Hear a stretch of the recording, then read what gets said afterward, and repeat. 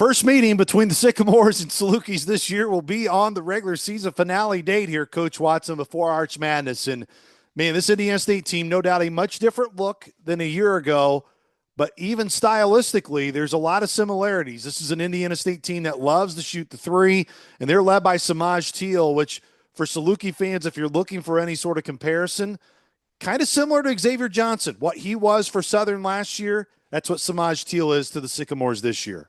Man, is he logging a lot of minutes. I admire these young guys to be playing 31 games in their season and giving everything they've got. And there's across the board, across the nation, several are doing it. It's very hard. And, I just, that's the part in this era of basketball. I don't remember us putting that many minutes on great players' legs. It's really tough, but they're doing well. And Teal is handling. He's getting 17 points a game. He's a guy that Southern's got to try to wear on. If they give him the benefit of not putting pressure on him until a step above the 3-point arc, they're doing him a big favor. I thought Southern showed better pressure on Dalton Banks and made him work harder from the half line to the baseline or half line to the middle.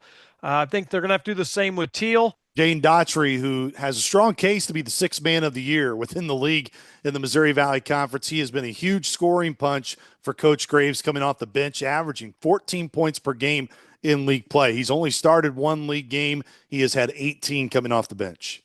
Second in rebounding as well. This guy's a horse, scoring almost at a clip of 59% from the field. So a guy that can go get buckets. He knows where he can get them from. He doesn't waste opportunities. He's not shooting what I call his second and third best shot. He's taking the ones that he really likes.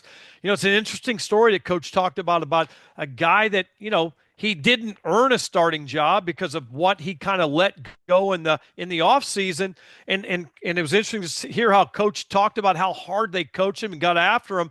And he's become himself a really good player, become a starter. And he from a mature standpoint, I think I'm better coming off the bench. And you know what?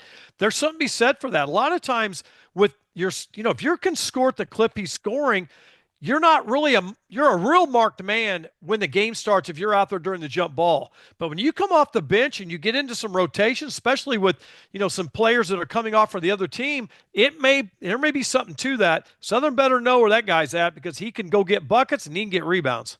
Camp Wagner, 54 made threes in league play. 54 of his 62 made field goals are threes. Again, this is a Sycamore team that averages the fifth most threes attempted in the country.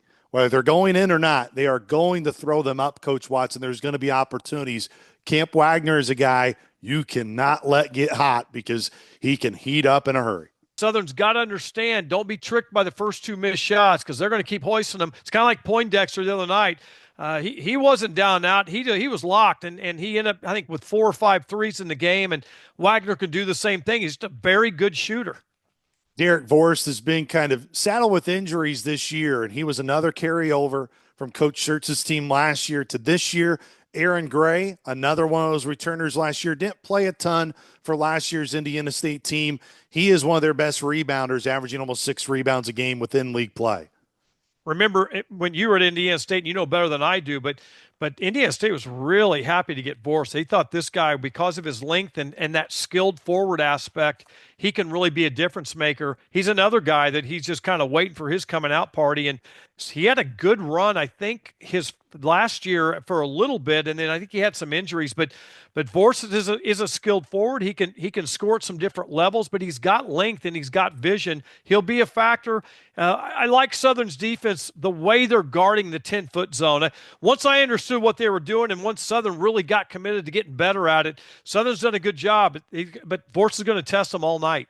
We hope you join us on Sunday afternoon, noon tip. It's an early tip in Terre Haute, 11 for the pregame coverage on the Saluki Radio Network with the coach, Rodney Watson.